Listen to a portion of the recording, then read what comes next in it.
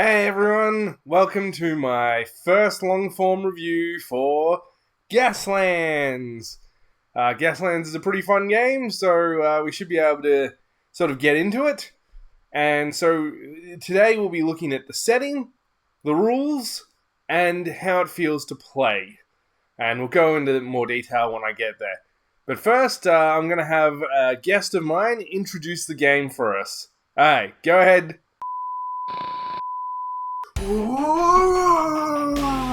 Welcome to the Wastelands! Warriors of Gaslands! Compete in death-defying races, destroy your enemies, and steal everything that isn't nailed down! Build your own team, pick your sponsors, and burn rubber while burning your enemy's face off! Woo! What the hell was that?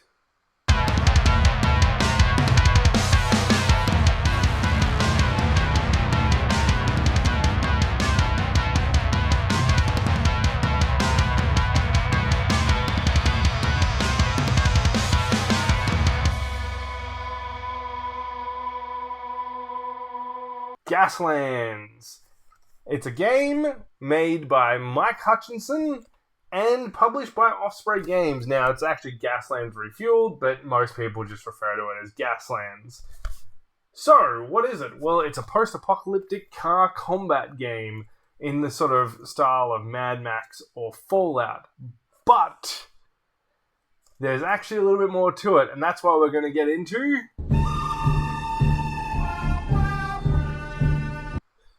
So, Gaslands is a post-apocalyptic setting set on Earth. But we have a slightly different backstory to the Earth we know. See, in 1982, Earth colonized Mars. Whoa, what a big step, eh? But, the Martians sort of felt like they weren't really getting a good, fair shake. So in 1991, they pissed off. They seceded from Earth because they felt like they didn't need them anymore. However, it turns out that Mars really, really didn't like Earth. So in 1999, they invade Earth, and they really give them a hard beating. And they basically end up glassing the planet. So they leave everything just in wreckage, and they leave the muck-raking Earthlings to their own little devices. Now, what do these Earthlings do? Well, they just kind of try and survive. Mars, meanwhile, really don't know what to do with Earth now, so they just let it become Mars's slums, so they send all their undesirables here. Now, turns out some very, very, very smart collaborators decided, let's make a TV show and send it to Mars, because the internet doesn't exist anymore. So they make Gaslands TV, and they start selling the programming to the Martians, as well as any of the other leftover Earth's elite. So, what ends up happening is that, it ends up 2018, so 9 years have passed since Gaslands TV became a thing. New sponsors have popped up, new teams have popped up, and they've been competing in the death races for ages. But they have a special surprise on their 10th year, guys. And the 10th year surprise is a one-way ticket to Mars. Whoever wins the 10th anniversary spectacular in Gaslands will get a one-way ticket to Mars and off this rotten ball of dust. Who will claim this prize? Who knows, but it's going to be a hell of a watch either way.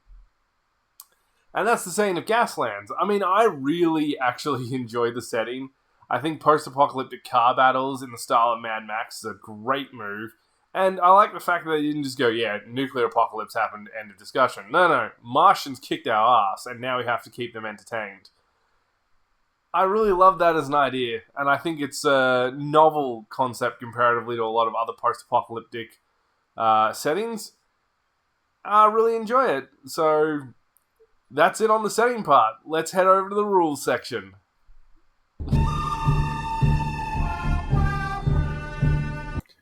You'll need a copy of the rulebook.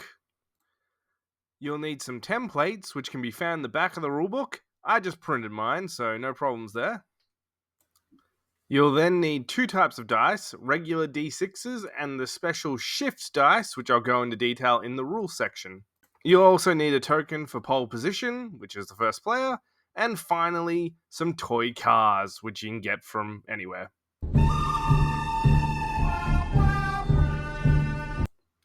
Our first step is to pick a car. Once we've picked a car, then we follow it up by picking a template. For this example, I'll take the medium template. But wait, don't move that car just yet, guys. First, we have to decide whether or not we're going to roll the shift dice. Now, the shift dice is based on what type of car you have. This car is a buggy, so it can roll up to 4 dice, so I'll roll all of them. Oh wow, I rolled quite well. 4 shift symbols.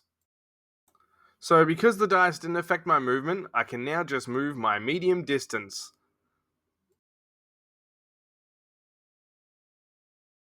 But wait, I hear you say, so what do the shift dice actually do? Well, let's go over them now. So the first symbol we're going to cover is the spin symbol. With this, you can pivot your car up to 90 degrees once it's moved to the edge of the template. The next symbol is a simple symbol. It's the hazard symbol. If you roll it, your car takes a hazard. Now, I'll go over hazards in the wipeout step. The next one is the slide symbol. Now, the slide symbol is pretty easy. You take the template and you slot the slide symbol into the triangular slot on the plate. And now we save the best for last, the shift symbol. So the shift symbol is a great little symbol. What it does is it lets you shift up or down gear at the cost of a hazard. It lets you cancel another dice, or it lets you remove a hazard from your car, depending on how many you roll. And just to do the final thing for the movement step, here's how the slide template looks when it's done. Finally, you take the final step of just moving your car either facing left or right from the slide. The next step is the attack step, and this is pretty simple. First, your car has a number of crew, and they can each make an attack. So in this particular scenario, we'll use the minigun on top of Synth Jungle here. Now, weapons can be mounted either front, sides, or rear, or they can also be mounted on a turret. For this example, we'll just pretend that Synth Jungle has a turret minigun. You measure the distance by using the templates, which the rules will go into more detail on that. Finally, you roll the number of dice that the weapon tells you to do. In this case, it's 4. Now, all attacks are rolled at the same. You need 4s or better to hit. 6s do critical damage, so they hit twice. So in this case, Synth Jungle got 2 hits, but that's not all. See, now Go Nuts can defend. Now, he gets a number of evade dice based on his gear. So, he gets 1 because we'll count him as gear 1. Now, you can only evade on a roll of a 6. So, Donuts was lucky enough to get 1, so he only takes 1 point of damage instead of 2. Well, let's move on to the final step of your turn, the wipeout phase.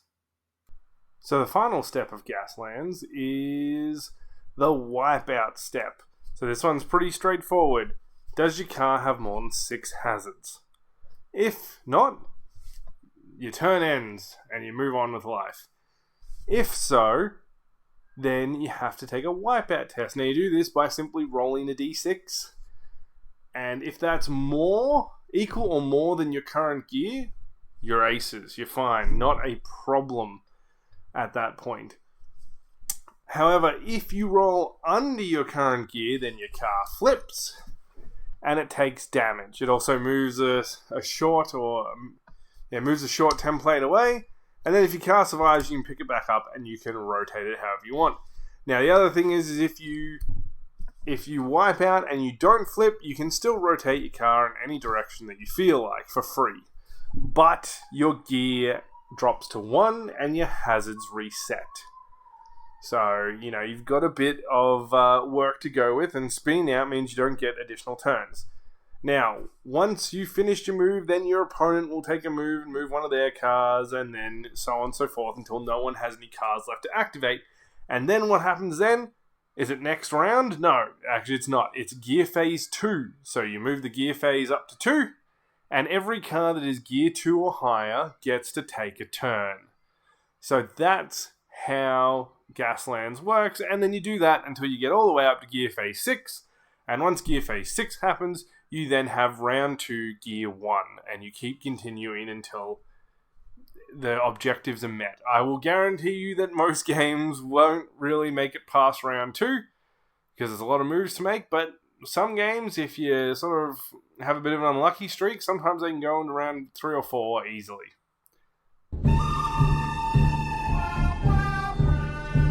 So now that we've got all the core sort of rules out of the way, let's talk about building a team. So how does one build a team in Gaslands? Well, first, you decide on how many cans of gas you're going to have. So these are the point values for the team. The game recommends 50 to 100, particularly if you're playing with multiple players, because you can play 3, 4, 5 players in this game.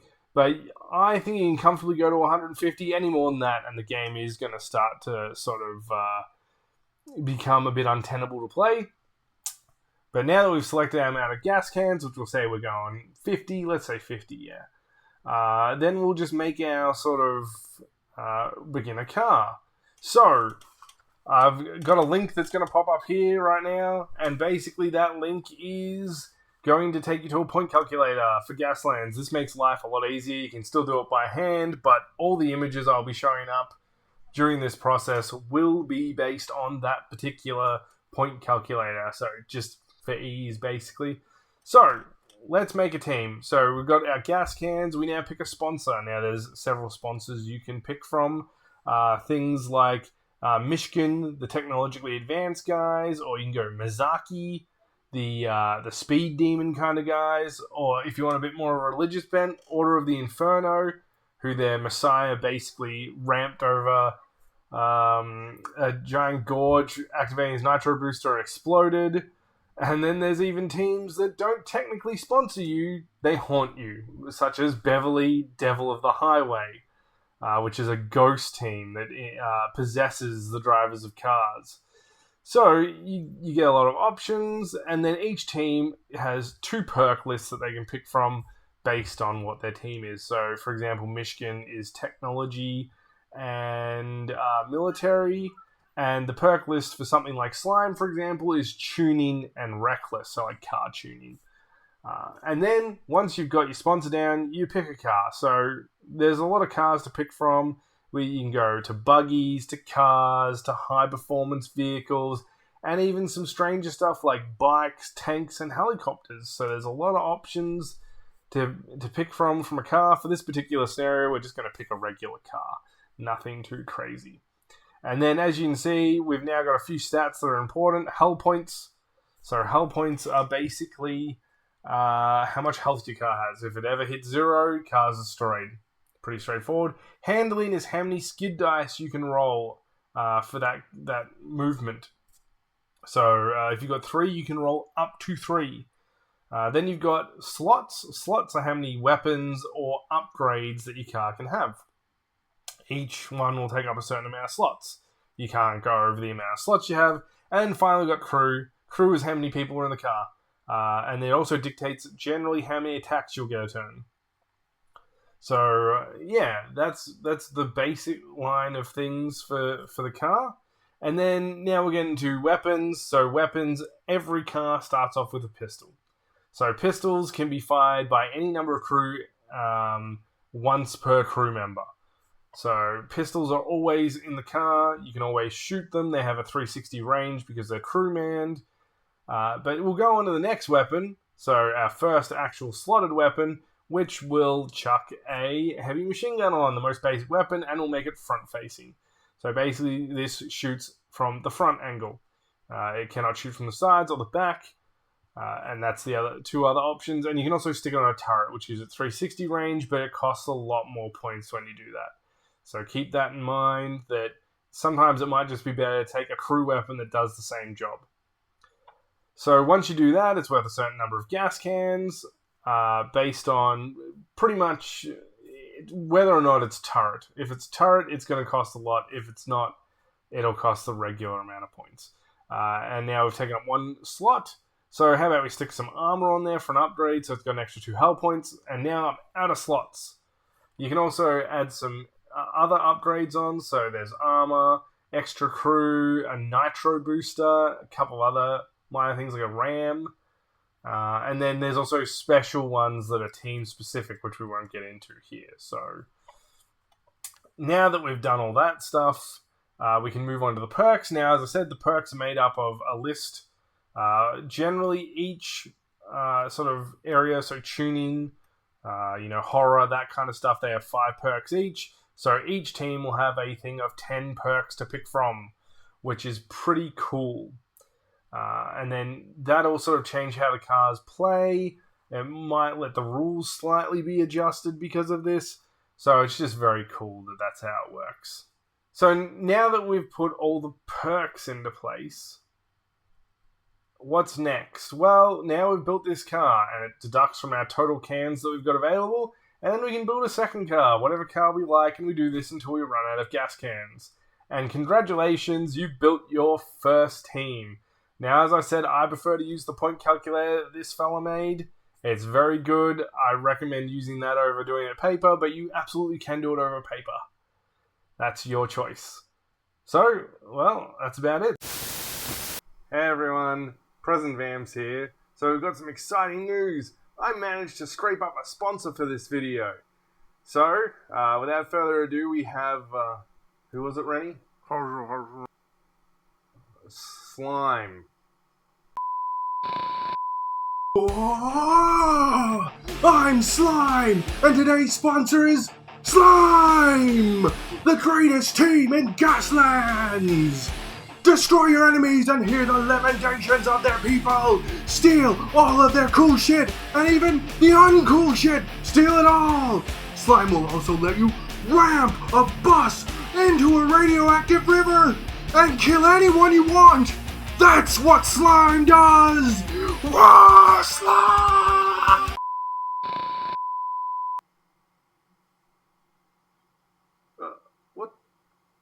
What the hell just happened then? What kind of sponsorship was that? What's their product? That makes no sense. We shouldn't be letting. They're not even a miniature thing or a painting thing or anything. Well, how much did we get? 100 cans of gas. Well, that isn't too bad. Alright, there's our sponsorship from Slime, I suppose. We still need to talk about this. I specifically said no.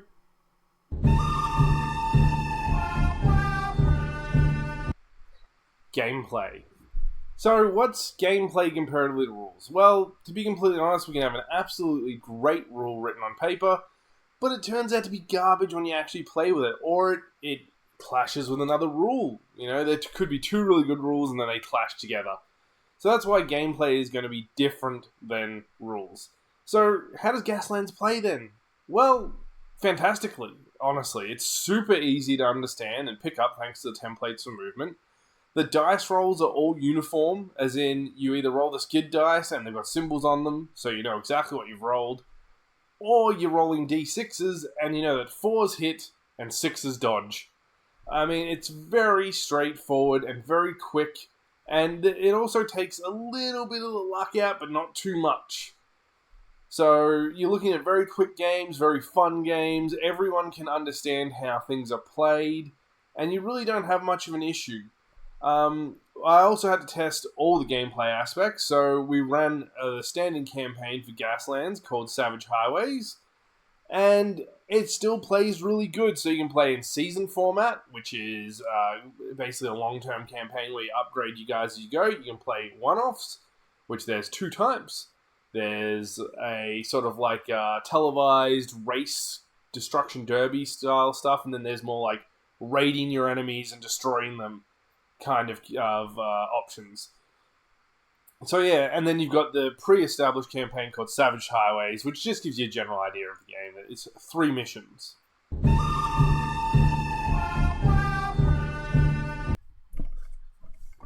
So, what is Savage Highways? Savage Highways is the base campaign that Gaslands covers. So there's 2 teams in it.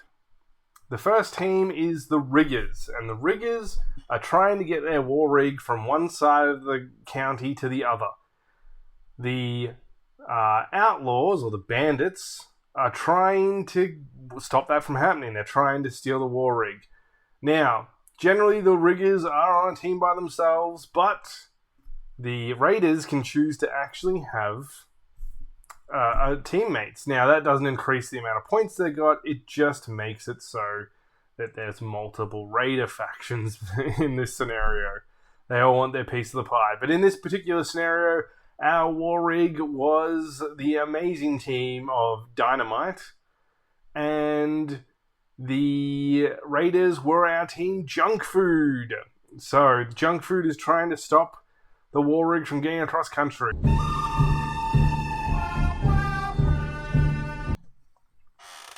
So, before we get into it, let's introduce the teams who we're going to be seeing here. So, let's start with the Riggers. So, first we've got Tyrannosaurus Rex. This rig is driven by a driver called Arnold. Then we've got Synth Jungle. Now, Synth Jungle is driven by Grant and Sattler. And it's quite a little nasty little buggy. So then we've got our Jeep, driven by Muldoon, and it's called Jeep Rassic. And then finally we've got Terror Train, spelled with P's, driven by Malcolm. And their team leader, who normally drives a monster truck called Raptor Rex, is Hammond. Now, you may be thinking these names sound kind of familiar. And yes, they are. It's because Team Dynamite, their home base is a disused VHS store, which only has 2 working tapes, which are Jurassic Park 1, Jurassic Park 2. So they named their team after the characters and the themes around that. So Hammond is the team leader, and Arnold is the one who found all the dinosaur-themed vehicles. So that's our Rigger team, Tyrannosaurus Rex. And then we have followed that up with our Junk Food team. Team Junk Food operates out of a disused bakery. Their leader, Servo Sushi, is the most charismatic and also the smartest of the team, hence why he's the leader. But the real power behind the team is the second in command, Princess Cake, who supplies everything, basically. She is the logistics expert. Then we've got the twins, Raspberry and Lemon, also just called Raz and Lem. And so they drive the cars Lemon Squash and Blue Raspberry. And finally, we have our last team member, the most insane driver on the field, Go Nuts Donuts. So that's who our team is made up of. By the way, all of Junk Food's team use their car names as their real names. So they're not exactly right in the head, these fellas and ladies. Ladies and fellas. And that's the team introduction. We got word from Hammond. We had to take the rig across county lines.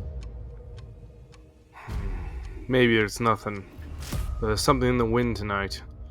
Something that tells me there'll be trouble ahead on this savage highway. Our trouble started before we even hit the city limits. Ramshackle as the jury-rigged barricades looked, the wild eyes of the wasters gave us pause. No matter, there was no way in hell we were slowing down for these clowns. We have 3 missions to go through. So we start mission 1, then there's 2 missions afterwards depending on who wins, and then we have the final mission.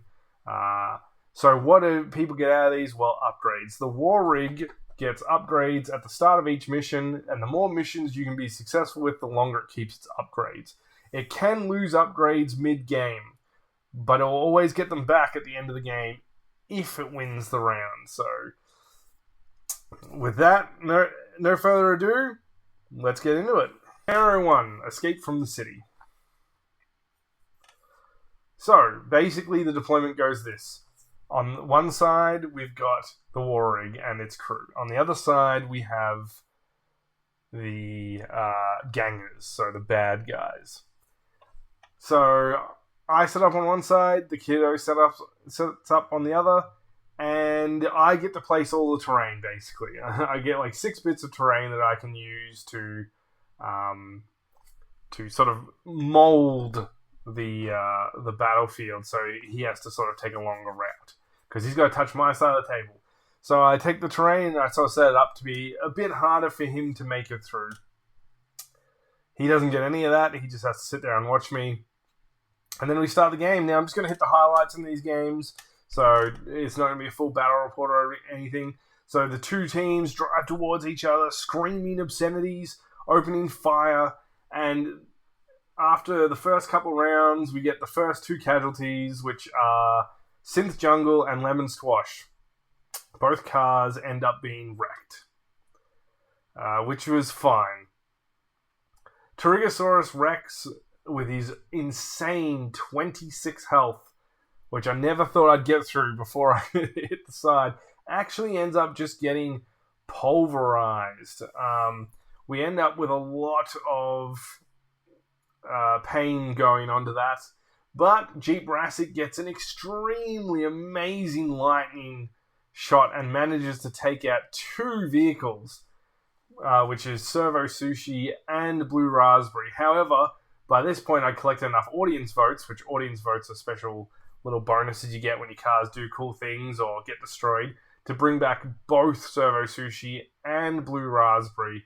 Lemon Squash, I decided, was not worth it at the time. I could only bring back one of them, and Lemon Squash was out of ammo on their flamethrower because they'd gone completely crazy on it.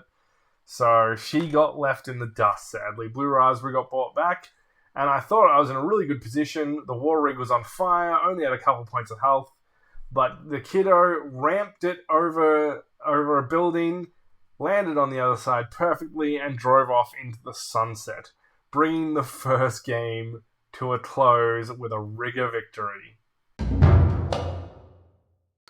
The rickety roadblocks couldn't hold us, but the scavengers' pursuit was relentless and hard. As darkness started to fall, we headed into the perilous nano-swamps of the irradiated gray wastes, hoping to shake them.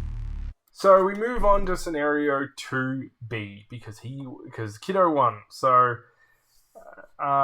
ambush happens. So the Tyrannosaurus Rex is stuck in the middle of an open area with no driver. My guys have ambushed the driver while he's taken a leak and have removed him from the situation. So the rest of the team must get within a short distance so that someone can jump out, jump into the truck, and drive it off. Once he gets into that, all he's got to do is just drive it off the field, any direction. So his advantage, though, for this one, is he gets to place 3 quicksand tokens, which basically, if you move through them, you take an extra hazard. So we start off, and he's moving along on his side of the field. So we could come in from any sides. The deployment zone was the edge of the table for everyone. So we start off and we have some carnage on the end of the table. There's lots of ramping and shooting and blowing up. And at this point, Lemon Squash and Synth Jungle, because they were destroyed last game and weren't repaired, they had 2 hull points down permanently for the rest of the campaign. So they both ate some decent shots, but both managed to come back before the end of the game. Servo Sushi managed to blast and hit Jeep Rassic and Terror Train in a shot. Terror Train managed to get an absolutely beautiful shot off onto Blue Raspberry, which caused him to almost crash into a wall, because Terror Train's gun, instead of dealing damage, makes your gear move up, which I know for many people goes, well, has that a bad thing? Once you get up high gear, it's very hard to control where your car's going to go. So at gear 5, which is what he was on, he basically could only gently turn, and he could drive very fast straight forward. That was it. So I had to waste a lot of time and effort making him shift down gears so he didn't crash into a wall and explode. Eventually, we managed to take out Jeep Rassic, which he did actually end up staying out, thanks to Princess Cake unloading a hell of a a lot of rockets and some shotguns into him, so boom, he was gone. But Terror Train managed to close the gap and get a driver into Tyrannosaurus Rex. Now, the weird thing is Terror Train only has one crew, so I'm assuming that it was just in the bonnet. Like, this guy just crawls out of the boot and runs over and grabs the rig, which activates and turns. And this was when the really cool thing happened. So my son, one of the upgrades is called Cowcatcher. Cowcatcher for the war rig as an upgrade lets you drive through one piece of terrain. Now, I'd put my bakery on the field, so my HQ for my guys. So my son turns around, aims right at it, hits the experimental nuclear engine button in his car, drives straight through it and off the board, destroying my bakery and leaving the scene. That was it. Game 2 went to the riggers, and it was looking bad because when you get into the final scenario, as we'll find out, here we go.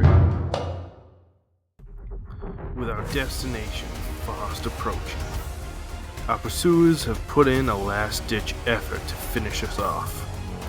A long, broken highway connects us with relative safety of the next arena. We just need to survive long enough to make it to the bright lights of the city. Scenario 3. A long road home.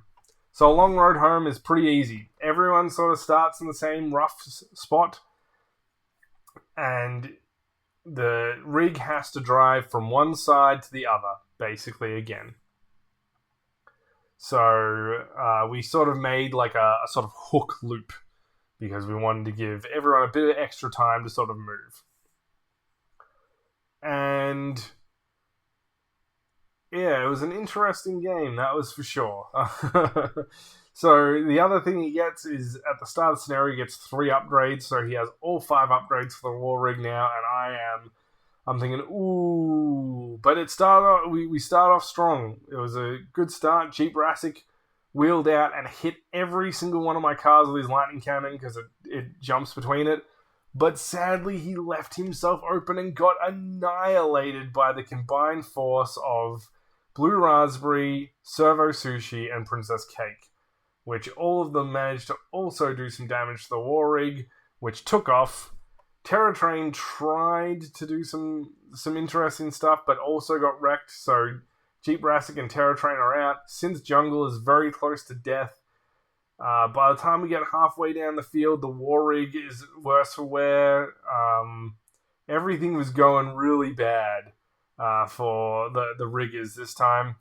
So eventually it comes down to the war rig does get off the table. But see, here's the thing. The last scenario has a victory point condition. So once the war rig leaves, you get 1 victory point. And then you get 1 victory point per car you get by. And then at the end of the round, that's it. Now, we just started a new round, so he was lucky on this one. He left the table with both Synth Jungle and Tyrannosaurus Rex. But he had to bring a car back and drive it across the field. He picked Jeep Rassic, which makes sense. It's his toughest car.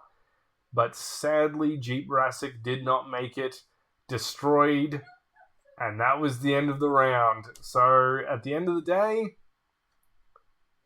there we go. The gangers managed to pull out the actual endgame victory. The war rig is a treasure trove of munitions, hardware, spare parts, and sweet, heady gasoline. The bones of the rig are picked clean and left like a carcass of some steel behemoth to bake in the harsh wasteland sun. With a haul like this, our princess will be very happy.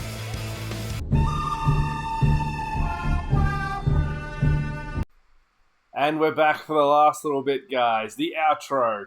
And what I think about the game. So, when I review my games, I'm going to give them 1 of 3 ratings. Thumbs up. Self-explanatory. I recommend this game. Sideways thumb. Sideways thumb is, this game's got some good stuff, and if you like the sound of it, you should give it a go. And thumbs down, which is I do not recommend playing it. So where does Gaslands end up going? Oh, thumbs up, definitely.